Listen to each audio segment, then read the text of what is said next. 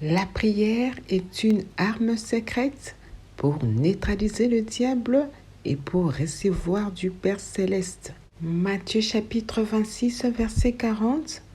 C'est Jésus qui s'adresse à ses disciples, notamment à Pierre, et lui dit « Vous n'avez pas pu veiller 1 heure avec moi ». Ainsi, le temps incite l'homme à prier ou à veiller, tandis qu'une situation favorable ou défavorable pousse l'homme à prier sans cesse. Prier sans cesse. 1 Thessaloniciens chapitre 5 verset 17.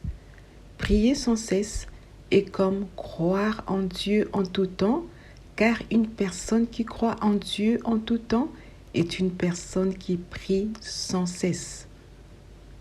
Prier sans cesse est comme croire en Dieu en tout temps, car chaque instant de la vie d'une personne est régi par une situation favorable ou défavorable.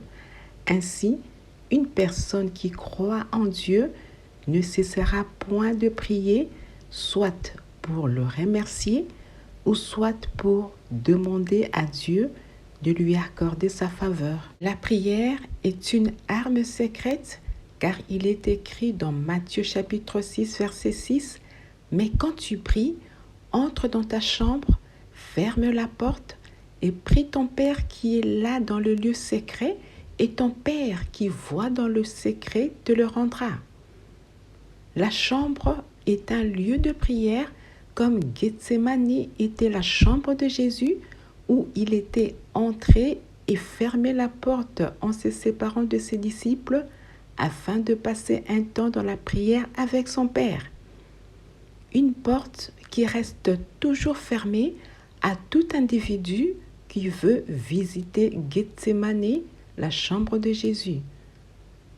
La chambre est un lieu qui permet à l'homme de prier, tandis que l'esprit de l'homme est un lieu qui lui permet de prier sans cesse.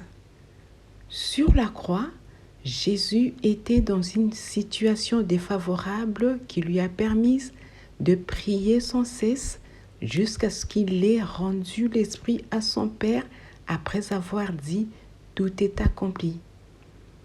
La prière faite par Jésus à Gethsémani et celle faite sur la croix lui ont permis de neutraliser éternellement le diable afin de recevoir de son Père la gloire éternelle.